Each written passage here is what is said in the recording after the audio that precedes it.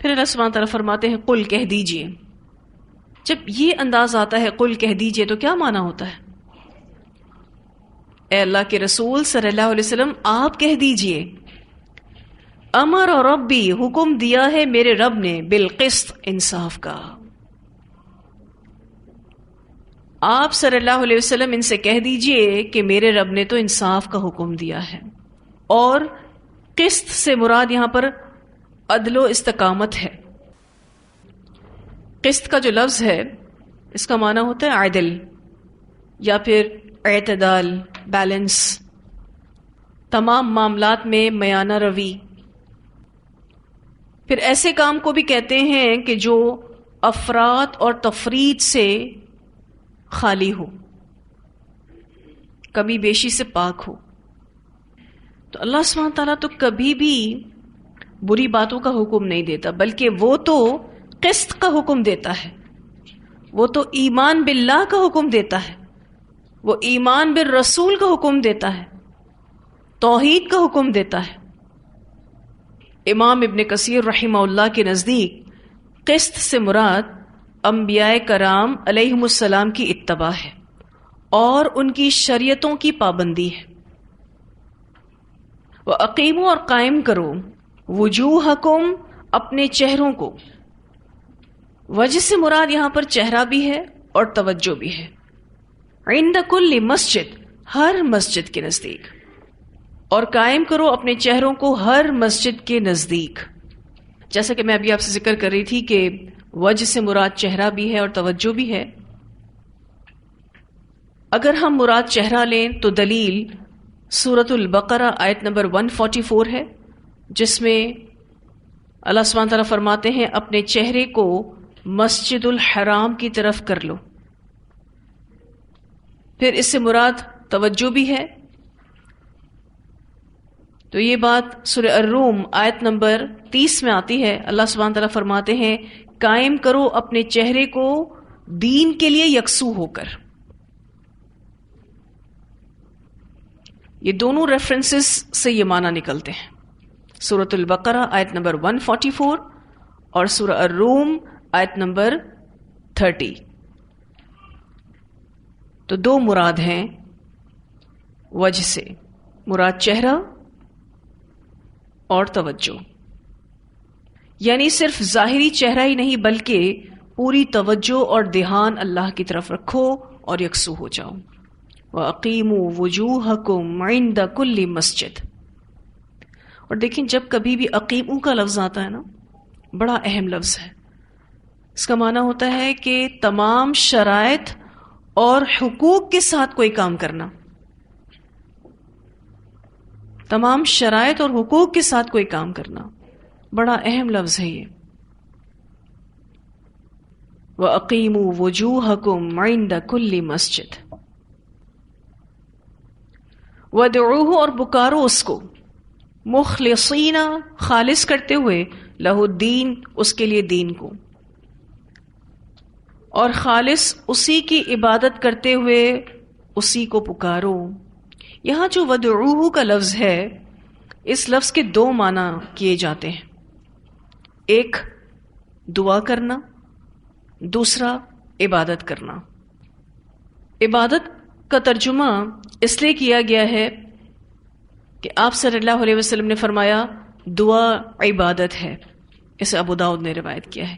اس لیے وَادْعُوهُ میں دو معنی آئیں گے، اور پکارو اس کو یعنی اس سے دعا کرو، اور عبادت کرو اس کی. دعا مانگنی ہے اور عبادت کرنی ہے. کیسے؟ مخلصین لہ الدین، خالص کرتے ہوئے اس کے لیے دین کو.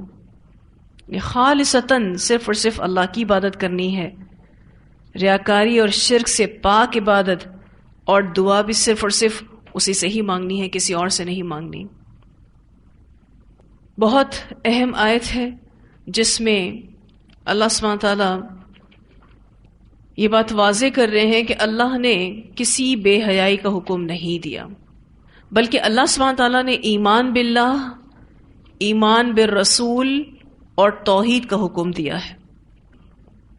اس نے تمہیں استقامت کے ساتھ اس کی عبادت کرنے کا حکم دیا ہے، اس کے رسولوں کی اتباع کرنے کا حکم دیا ہے اور اخلاص کے ساتھ عبادت کرتے ہوئے اسی کو پکارنے کا حکم دیا ہے۔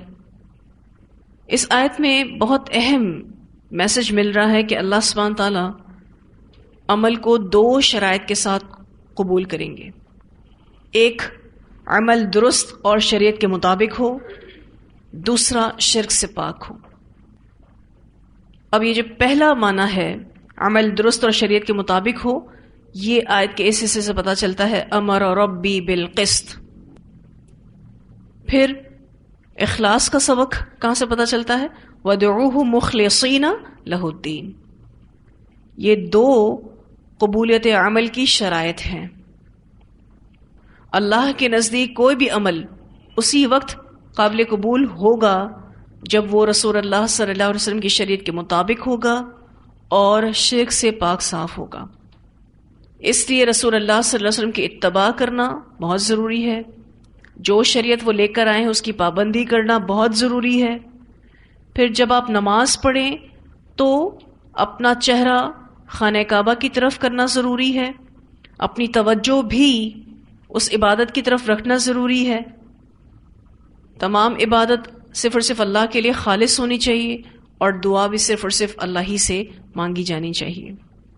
پھر اللہ سبحانہ تعالیٰ فرماتے ہیں کما، جیسا کہ بدأکم، اس نے پہلی مرتبہ بنایا تم کو، تعودون، تم لوٹو گے، یعنی اسی طرح پھر تم لوٹو گے۔ اس حصے کے مختلف معنی کیے گئے ہیں۔ مجاہد کہتے ہیں کہ اس کے معنی یہ ہیں کہ وہ تمہیں موت کے بعد پھر زندہ کرے گا، یعنی آیت کے اس حصے سے ان لوگوں کے عقیدے کی تردید ہو رہی ہے جو یہ کہتے ہیں کہ اللہ ہمیں دوبارہ کیسے اٹھائے گا۔ حسن بصری رحمہ اللہ فرماتے ہیں کہ جیسے اس نے تمہیں دنیا میں پیدا کیا پھر تم فوت ہو گئے، اسی طرح تم قیامت کے دن زندہ لوٹو گے۔ جیسے تمہیں دنیا میں پیدا کیا پھر تم فوت ہو گئے، پھر دوبارہ پیدا کرے گا۔ ایک اور معنی اس کا یہ کیا جاتا ہے کہ جس حال میں تم پہلی بار پیدا کیے گئے تھے پھر دوبارہ قیامت کے دن اسی حال میں اللہ پیدا فرمائے گا۔ اس بارے میں روایت آتی ہے آپ صلی اللہ علیہ وسلم نے فرمایا، لوگوں تم اللہ کی طرف برہنہ پاؤں، برہنہ جسم اور بغیر ختنہ کے جمع کیے جاؤ گے۔ اسے بخاری نے روایت کیا ہے، یعنی جس حال میں انسان پہلی بار پیدا ہوا دوبارہ قیامت کے دن اسی حال میں اللہ تعالیٰ اسے پیدا فرمائے گا۔ ایک اور معنی اس کا یہ کیا جاتا ہے کہ جس حالت میں تمہیں موت آئے گی اسی حالت میں تم اٹھائے جاؤ گے، یعنی خاتمے پر معاملہ کیا جائے گا۔ جیسے اعمال کرتے ہوئے مرو گے وہی لے کر اٹھو گے، اللہ کے سامنے حاضر کیے جاؤ گے، حساب کتاب ہوگا، پھر جزا یا سزا ملے گی۔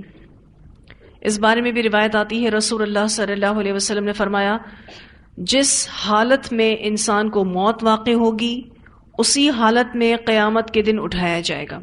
اسے مسلم نے روایت کیا ہے، یعنی جو عمل کرتے ہوئے انسان مرے گا وہی اس کا انجام ہوگا۔ اگر وہ اچھے عمل پر مرے گا، حسن خاتمہ ہوگا تو اچھا انجام ہوگا، برا خاتمہ ہوگا تو برا انجام ہوگا۔ ابن عباس اس حصے کا یہ معنی بتاتے ہیں کہ اللہ تعالیٰ نے جس طرح ابتدا میں ابن آدم کو مومن اور کافر پیدا کیا، اسی طرح قیامت کے دن انہیں مومن اور کافر اٹھائے گا۔ یہ معنی ابن عباس کرتے ہیں کہ اللہ تعالیٰ نے جس طرح ابتدا میں ابن آدم کو مومن اور کافر پیدا کیا، اسی طرح قیامت کے دن انہیں مومن اور کافر اٹھائے گا، یعنی کچھ لوگ مومن ہوں گے کچھ لوگ کافر ہوں گے۔ اس قول کی تائید میں بخاری کی روایت آتی ہے، رسول اللہ صلی اللہ علیہ وسلم نے فرمایا، اس ذات کی قسم جس کے سوا کوئی معبود نہیں، تم میں سے ایک شخص اہل جنت کے سے کام کرتا رہتا ہے حتیٰ کہ اس کے اور جنت کے مابین یعنی درمیان تقریباً 1 گز کا فاصلہ رہ جاتا ہے، تو کتاب یعنی تقدیر سبقت لے جاتی ہے اور وہ اہل دوزخ کا سا کام کر لیتا ہے اور جہنم رسید ہو جاتا ہے۔ اسی طرح ایک شخص اہل دوزخ کیسے کام کرتا رہتا ہے، حتیٰ کہ اس کے اور دوزخ کے مابین تقریباً 1 گز کا فاصلہ رہ جاتا ہے، تو کتاب سبقت لے جاتی ہے یعنی تقدیر غالب آ جاتی ہے اور وہ اہل جنت کا سا کوئی کام کر لیتا ہے اور جنت میں داخل ہو جاتا ہے۔ اسے بخاری نے روایت کیا ہے۔ اب اس حدیث سے کیا پتہ چلتا ہے کہ اللہ سبحانہ تعالیٰ نے کچھ لوگوں کو مومن اور کچھ لوگوں کو کافر پیدا کیا ہے۔ کل قیامت کے دن بھی پھر اللہ تعالیٰ کی یہ تقدیر غالب آئے گی اور کچھ مومن اٹھیں گے اور کچھ کافر اٹھیں گے۔ اب یہ حدیث پڑھنے کے بعد میں کچھ اور احادیث آپ کے سامنے رکھنا چاہوں گی تاکہ آپ اس حدیث کا اصل معنی سمجھ سکیں، کیونکہ اس حدیث میں تو یہ محسوس ہو رہا ہے کہ اللہ سبحانہ تعالیٰ نے کچھ انسانوں کو مومن پیدا کیا اور وہ کہاں جائیں گے؟ جنت میں، اور اللہ تعالیٰ نے خود سے ہی کچھ لوگوں کو کافر پیدا کیا اور وہ کہاں جائیں گے؟ جہنم میں، ٹھیک ہے۔ لیکن اس حدیث کے اصل معنی کو سمجھنے کے لیے لازماً ہمیں کچھ اور احادیث کو پڑھنا ہوگا تاکہ ہم اس کے معنی اور مفہوم کو اچھے سے لے سکیں۔ بخاری کی روایت میں آتا ہے رسول اللہ صلی اللہ علیہ وسلم نے فرمایا، ہر بچہ فطرت پر پیدا ہوتا ہے مگر اس کے ماں باپ اسے یہودی، عیسائی اور مجوسی بنا دیتے ہیں۔ اس حدیث سے کیا پتہ چلتا ہے کہ اللہ تعالیٰ نے ہر بچے کو فطرت پر پیدا کیا ہے یعنی توحید پر پیدا کیا ہے۔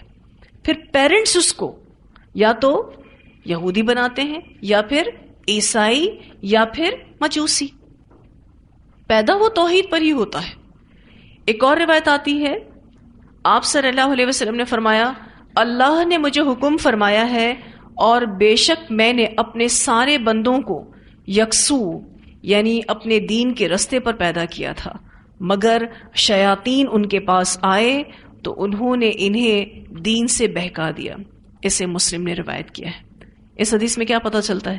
باقاعدہ نبی اکرم صلی اللہ علیہ وسلم یہ فرما رہے ہیں کہ اللہ نے مجھے حکم فرمایا ہے اور بے شک میں نے، یعنی باقاعدہ اللہ سبحانہ تعالیٰ نے بتایا کہ بے شک میں نے اپنے سارے بندوں کو یکسو پیدا کیا تھا، یعنی اپنے دین کے رستے پر پیدا کیا تھا، توحید پر پیدا کیا تھا، مگر شیاطین ان کے پاس آئے تو انہوں نے انہیں دین سے بہکا دیا، انہوں نے اپنا ٹریک بدل لیا۔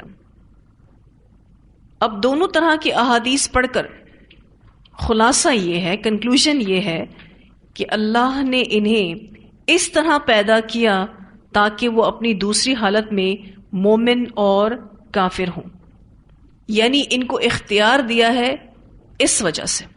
اللہ سبحانہ تعالیٰ نے توحید پر پیدا کیا، ٹھیک ہے، پھر انسانوں کو اختیار دے دیا، اس اختیار کو استعمال کرتے ہوئے کچھ مومن بن گئے، کچھ کافر بن گئے، جبکہ پہلی حالت میں اللہ تعالیٰ نے انہیں اپنی معرفت اور توحید ہی پر پیدا فرمایا تھا۔ پہلی حالت کیا تھی کہ وہ توحید پر ہی پیدا ہوئے، لیکن وہ حالت ایسی تھی کہ انسان اپنی دوسری حالت پر اپنی مرضی سے آئے گا۔ پہلی حالت اللہ تعالیٰ نے خود دی اور وہ ہے فطرت، یا آپ اس کو توحید بھی کہہ سکتے ہیں، اللہ کی معرفت بھی کہہ سکتے ہیں، ٹھیک ہے۔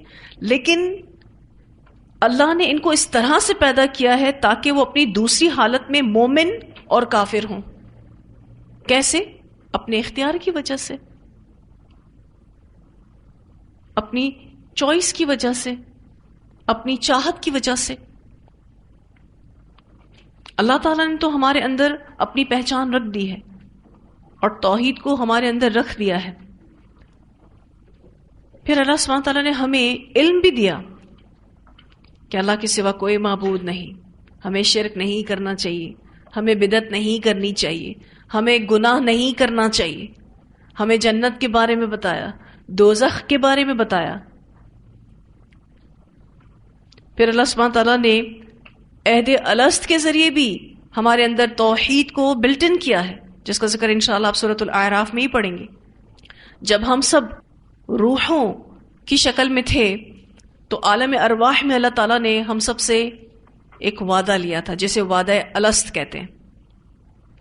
الست بربکم، کیا میں تم سب کا رب نہیں ہوں؟ تو ساری روحوں نے یہ جواب دیا اللہ تعالیٰ آپ ہی ہمارے رب ہیں. تو اس وعدہ الست کے ذریعے بھی اللہ سبحانہ تعالیٰ نے ہمارے اندر توحید کو بلٹ ان کر دیا ہے، توحید کو ہماری فطرت میں ڈال دیا ہے. پھر انسان اپنی مرضی سے عمل کرتا ہے اور اپنی مرضی سے ہی وہ مومن بنتا ہے یا پھر کافر بننا پسند کرتا ہے. مسلم کی روایت میں آتا ہے ہر شخص صبح کرتا ہے تو وہ اپنے نفس کو بیچنے والا ہوتا ہے، پھر اسے آزاد کرا لیتا ہے یا اسے تباہ و برباد کر دیتا ہے. اب آپ دیکھیے اس حدیث میں کیا بتایا جا رہا ہے کہ ہر شخص صبح اٹھتا ہے، پھر سارے دن میں وہ ایسے نیک کام کرتا ہے کہ اپنے آپ کو آزاد کرا لیتا ہے. کس سے آزاد کرا لیتا ہے؟ جہنم سے، اللہ کے عذاب سے، یا پھر برے کام کر کے خود کو تباہ و برباد کر دیتا ہے، اپنے آپ کو اللہ کی ناراضگی کا مستحق بنا دیتا ہے. چوائس تو ہر انسان کی ہے. اللہ سبحانہ تعالیٰ کا علم اتنا وسیع ہے کہ وہ جانتا ہے کہ انسان کون سا عمل اپنائے گا، کس عمل کو اختیار کرے گا، پھر جو اس کی چاہ ہوگی وہی راستہ اس کے لیے آسان کیا جاتا ہے. یہ اللہ کا سپورٹ ہے. اگر ہماری چاہ نیکی کو کرنے کی ہے، ہمارے لیے نیکی کا راستہ آسان کرے گا. اگر ہماری چاہ گناہ کرنے کی ہے تو گناہوں کا راستہ اللہ تعالیٰ ہمارے لیے آسان کرے گا. بخاری اور مسلم میں آتا ہے جو شخص اہل سعادت میں سے ہو، یعنی خوش نصیبوں میں سے ہو، جنت میں جانے والوں میں سے ہو، تو اس کے لیے اہل سعادت کے عمل کو آسان کر دیا جاتا ہے. اور جو اہل شقاوت میں سے ہو، یعنی بدبختوں میں سے ہوں، تو اس کے لیے اہل شقاوت کے عمل کو آسان کر دیا جاتا ہے. اس حدیث کو اگر ہم آسان جملوں میں سمجھیں تو جو نیکی کی چاہ رکھتا ہے اس کے لیے نیکی کی راہیں ہموار کی جائیں گی، اور جو بدی کی چاہ رکھتا ہے اس کے لیے بدی کی راہ ہموار کی جائے گی. اگلی آیت اس بات کو مزید واضح کر رہی ہے. اللہ سبحانہ تعالیٰ فرماتے ہیں فریقاً، ایک گروہ کو ہدا، اس نے ہدایت دی، و فریقاً، اور ایک گروہ کو حق، چسپاں ہو گئی، علیہم الضلالہ، ان پر گمراہی. اللہ تعالیٰ یہاں دو گروہوں کا ذکر کر رہے ہیں. ایک جو ہدایت یافتہ ہیں، اللہ نے ان کو ہدایت دی، اور دوسرے وہ جو گمراہی پر ہیں. اب ان پر گمراہی کیوں چسپاں ہوئی؟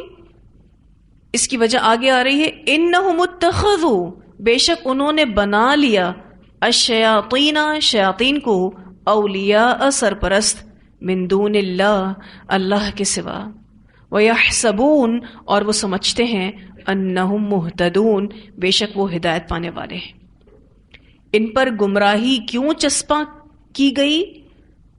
کیونکہ انہوں نے شیاطین کو اپنا دوست بنایا اللہ کو چھوڑ کر. ان کا سرپرست کون ہے؟ شیطان. پھر آپ اس شخص کا برا حال دیکھیں کہ غلط ہے لیکن پھر بھی خود کو صحیح سمجھ رہا ہے. وَيَحْسَبُونَ، اور وہ سمجھتے ہیں، أَنَّهُمْ مُهْتَدُونَ، بے شک وہ ہدایت پانے والے ہیں. جو بات ہم ابھی پچھلی آیت میں پڑھ رہے تھے، اسی بات کو اس آیت میں مزید واضح کیا گیا ہے کہ جو ہدایت چاہے گا اللہ اس کو ہدایت دے گا، اور جو گمراہی چاہے گا اللہ اس پر گمراہی کو چپکا دے گا، چسپاں کر دے گا. جب کوئی چیز چپک جاتی ہے تو اس سے جان چھڑانا مشکل ہوتا ہے.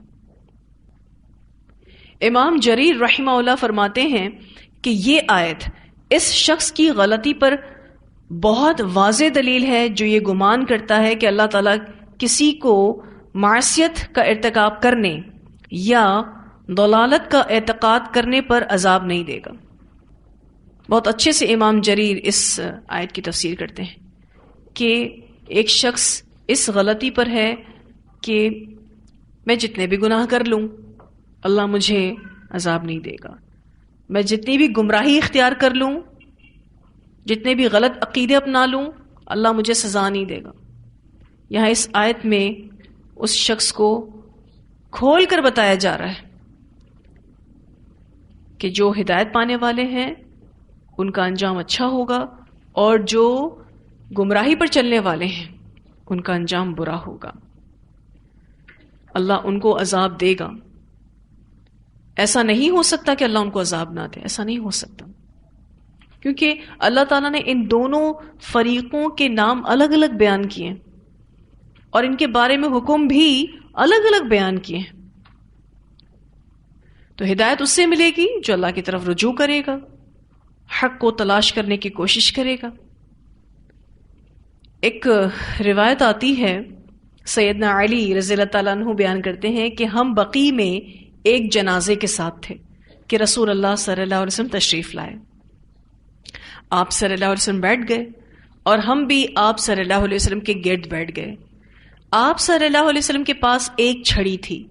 آپ سر جھکا کر بیٹھے اور چھڑی سے زمین پر لکیریں لگانے لگے. پھر آپ صلی اللہ علیہ وسلم نے فرمایا تم میں سے کوئی ایسا نہیں، یعنی کوئی جان ایسی نہیں جس کا ٹھکانہ اللہ نے جنت میں یا جہنم میں لکھ نہ دیا ہو، اور یہ نہ لکھ دیا ہو کہ یہ نیک بخت ہے یا بدبخت. ایک شخص بولا یا رسول اللہ صلی اللہ علیہ وسلم پھر ہم اپنے لکھے پر کیوں بھروسہ نہ کر لیں اور عمل کو چھوڑ دیں؟ پھر اب عمل کرنے کی کیا ضرورت ہے؟ ہم تو وہی کریں گے جو ہماری تقدیر میں لکھا ہوا ہے.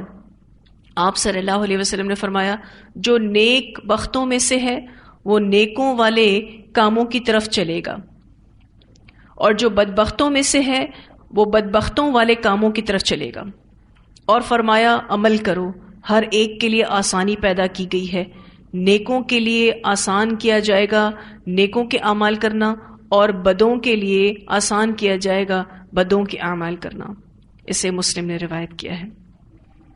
اب آپ دیکھیں تو اس حدیث میں بات اسی طرح سے سمجھ آ رہی ہے کہ اللہ سبحانہ تعالیٰ نے کسی کو مومن بنا دیا ہے تو وہ جنت کے لیے پیدا کیا گیا ہے، اور کسی کو اللہ نے کافر بنا دیا ہے تو وہ جہنم کے لیے پیدا کیا گیا. حالانکہ ایسا نہیں ہے. میں نے آپ کو دونوں طرح کی احادیث بتائیں. تو اس حدیث کا کیا صحیح فہم ہے کہ ہدایت اللہ تعالیٰ اس کو دے گا جو اللہ کی طرف رجوع کرے گا اور حق کو تلاش کرنے کی کوشش کرے گا. اللہ اس کے لیے وہ راستہ آسان کرے گا. اور اللہ تعالیٰ گمراہ اس کو کرتا ہے کہ جو گمراہی کی طلب رکھتا ہے، جو اللہ کی طرف رجوع نہیں کرتا، جو باطل کو چاہتا ہے، باطل کو پسند کرتا ہے. تو سمجھ آئی یہ بات؟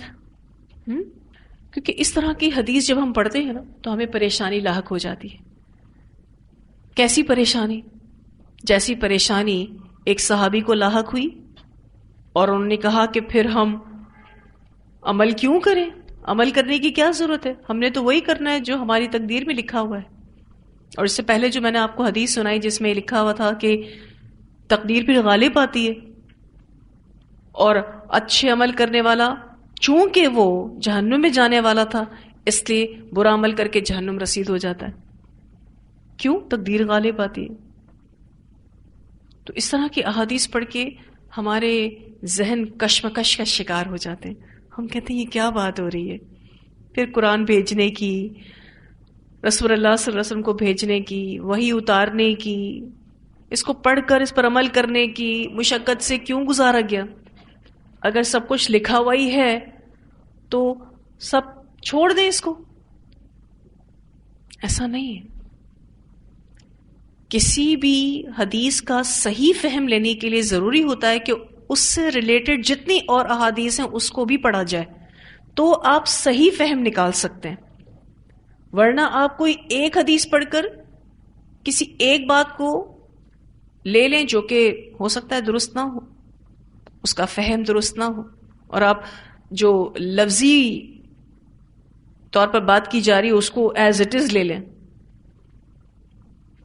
کیونکہ اسکرپٹ آپ دیکھیں کیا ہے، بالکل ایسے ہی لگ رہا ہے کہ ہم سب میں سے یا تو اللہ نے کسی کو مومن بنا دیا کسی کو کافر بنا دیا. ایسا نہیں ہے. ٹھیک ہے. تو یہ جو پچھلا ٹیکسٹ تھا نا کما بدأکم تعودون، اس کو واضح کس سے کیا گیا؟ احادیث سے بھی واضح کیا گیا آپ کو، اور پھر اگلی آیت بھی اس کو مزید واضح کر رہی ہے. فریقا ہدا وفریقا حق علیہم الضلالہ انہم اتخذوا الشیاطین اولیاء من دون اللہ ویحسبون انہم مہتدون. اس آیت سے بھی پچھلی بات کو واضح کیا گیا. آپ دیکھیں تو پھر شیطان کی بات آ رہی ہے کہ شیطان حملہ کرتا ہے اور انسان شیطان کے وار میں آ جاتا ہے، اور وہ شخص آئے گا کہ جس نے شیطان کو اپنا دوست بنایا ہے، جو اپنی خواہشات کی وجہ سے اس کے وار کا شکار ہو گیا. مثلا جس کام کو ہم شوق سے کرتے ہیں، دل سے کرتے ہیں، لازماً وہ ہمارا پسندیدہ کام ہوتا ہے، فیوریٹ کام ہوتا ہے، وہ ہماری خواہش پر مبنی ہوتا ہے، چاہ پر مبنی ہوتا ہے. پھر اکثر ہم یہ نہیں دیکھتے کہ وہ کام فائدہ مند ہے بھی یا نہیں. ہم سوچتے ہیں مجھے پسند ہے، کوئی فائدہ ہو یا نہ ہو میں نے تو کرنا ہے. اب آپ بتائیے کہ کہاں سے یہ فرما برداری والی بات ہے؟ یہ تو نافرمانی پر مبنی بات ہے. اگر کوئی کام فائدہ نہیں دیتا نا تو لازماً اس کام نے نقصان دینا ہے. تو ہم یہ نہیں دیکھتے کہ وہ کام فائدہ مند ہے یا نہیں. جو کام ہمیں اچھا لگتا ہے اس کو ہم بڑے دل سے کرتے ہیں، بڑے شوق سے کرتے ہیں، بڑی مہارت کے ساتھ بھی کرتے ہیں. اچھا مہارت کے ساتھ کیسے کر لیتے ہیں؟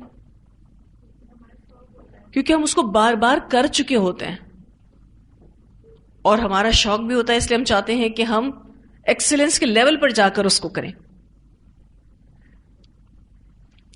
اسی لیے اللہ سبحانہ تعالیٰ ہمیں اپنے شوق، اپنی خواہشات، اپنے جذبات، اپنے احساسات، ان سب کی کریکشن کا کہتے ہیں کہ دیکھو اس میں اعتدال میں رہنا، کہیں ایسا نہ ہو کہ شیطان انہی دروازوں سے تمہارے اندر آ جائے اور وہ تمہیں اپنا دوست بنا لے. اور جو شیطان کے دوست ہیں ان کو لگتا ہے کہ وہ ٹھیک ہیں. آج میجورٹی لوگوں کو کیا لگتا ہے غلط ہونے کے باوجود بھی کہ ہم صحیح ہیں. اللہ ماشاء اللہ ہی کوئی ایسا عاجز مزاج شخص آپ کو نظر آئے گا کہ جو غلط ہونے پر یہ کہے کہ جی میں غلط ہوں. اللہ ماشاء اللہ ہی کو نظر آتا ہے. میجورٹی لوگ غلط ہو کر بھی خود کو صحیح سمجھتے ہیں. یہ ہے شیطانیت. آپ دیکھیں تو جو واقعہ ہم شروع سے پڑھتے آ رہے ہیں، آدم سے غلطی ہوئی، آدم کا رویہ دیکھیں. شیطان سے غلطی ہوئی، شیطان کا رویہ دیکھیں. آدم سے غلطی ہوئی، انہوں نے اپنی غلطی کو ایکسپٹ کیا اور پوچھا اللہ تعالیٰ سے کہ اس کو کیسے کریکٹ کیا جا سکتا ہے، کیسے میں توبہ استغفار کروں. تو اللہ سبحانہ تعالیٰ نے توبہ استغفار کرنا سکھایا ان کو. لیکن شیطان نے کسی طرح کا بھی اپولوجائز نہیں کیا، کوئی معافی نہیں مانگی، بلکہ اس نے مہلت مانگی. اور مہلت بھی مانگی تو آپ دیکھیں کس چیز کی؟ ابن آدم کو بہکانے کی، ورگلانے کی. انسان کو بھی چوائس دی اللہ نے، جنات کو بھی چوائس دی ہے. آپ دیکھیں سرکشی کس میں زیادہ ہے؟ جنوں میں زیادہ تھی نا. اگر ابھی بھی کوئی شیطان کو فالو کرے گا تو انسان ہونے کے باوجود بھی وہ سرکش ہو جائے گا. کیونکہ انسانوں سے پہلے یہاں زمین پر کون آباد تھے جانتے ہیں آپ؟ جنات. تو اللہ تعالیٰ نے جب انسانوں کو بنانے کے بارے میں فرشتوں کو بتایا تو فرشتوں نے کیا کہا کہ اس سے پہلے جن آباد تھے جنہوں نے سرکشی کی، بہت زیادہ اللہ کی نافرمانی کی. انسانوں نے بھی یہی کرنا، لیکن انسانوں کی تخلیق اللہ تعالیٰ نے مٹی سے کی تو اس کے اندر ہمبل ایٹیٹیوڈ زیادہ ہے بنسبت جنات کے. تو اللہ تعالیٰ نے فرشتوں کو یہ جواب دیا تھا کہ میں جانتا ہوں تم نہیں جانتے. حالانکہ فرشتوں نے تو کہا تھا کہ ہم ہیں آپ کی عبادت کرنے کے لیے. اللہ سبحانہ تعالیٰ نے فرمایا کہ جو میں جانتا ہوں وہ تم نہیں جانتے. کہ انسان کو جس سٹرکچر کے ساتھ پیدا کیا گیا ہے وہ اسٹرکچر ایسا ہے، وہ مٹیریل ایسا ہے کہ جس میں عاجزی ہے، اور انسان کو سوٹ بھی عاجزی ہی کرتی ہے. لیکن اگر وہ سرکش ہوتا ہے، اگر وہ نافرمان ہوتا ہے، تو پھر وہ یا تو اپنے نفس کا غلام ہے نمبر 1، یا پھر شیطان کا. یا تو اس نے نفس پرستی شروع کی ہے، یا پھر اس نے شیطان سے دوستی کر رکھی ہے. کوئی تو وجہ ہے نا. اور پھر غلط ہونے کے بعد خود کو صحیح سمجھنا، یہ تو بدترین حال ہے، برا حال. اللہ ہمیں اس برے حال میں جانے سے بچائے. اس چیز کے لیے ضروری ہوتا ہے کہ اپنی غلطیوں پر نگاہ رکھیں، ورنہ شیطان آپ کو سرکش کر دے گا. غلط ہونے کے باوجود بھی آپ کو یہ سوچوائے گا کہ آپ تو ٹھیک ہیں. اس لیے اپنی غلطیوں پر نگاہ رکھیں. اور اگر آپ کو اپنی غلطی پتہ چل جاتی ہے تو اس کو ایڈمٹ کر لیں، اس کو قبول کر لیں، اس کی اصلاح کر لیں. اور اگر آپ کو پتہ نہیں چلتی ہے، کوئی اور آپ کو بتاتا ہے، تو بھی قبول کر لیں. کیوں؟ کیونکہ یہی رویہ، یہی طریقہ انسان کے مناسب ہے، انسان کو سوٹ کرتا ہے. اتنی آیات کی تلاوت سنتے ہیں. یا بنی آدم یا بنی آدم لا يفتننكم الشيطان كما أخرج أبويكم من الجنة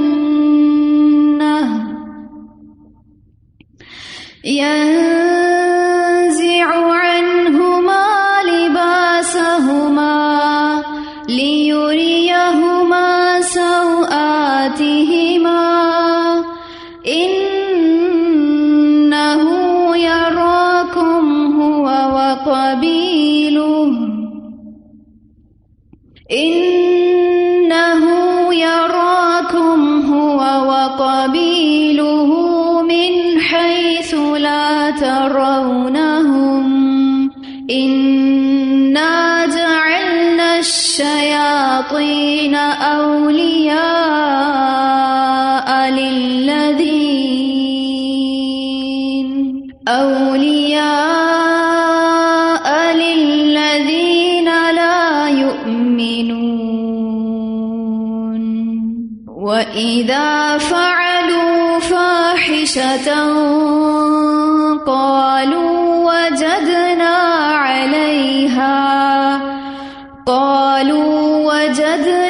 عليها آباءنا والله أمرنا بها قل إن الله لا يأمر بالفحشاء أتقولون على الله ما لا تعلمون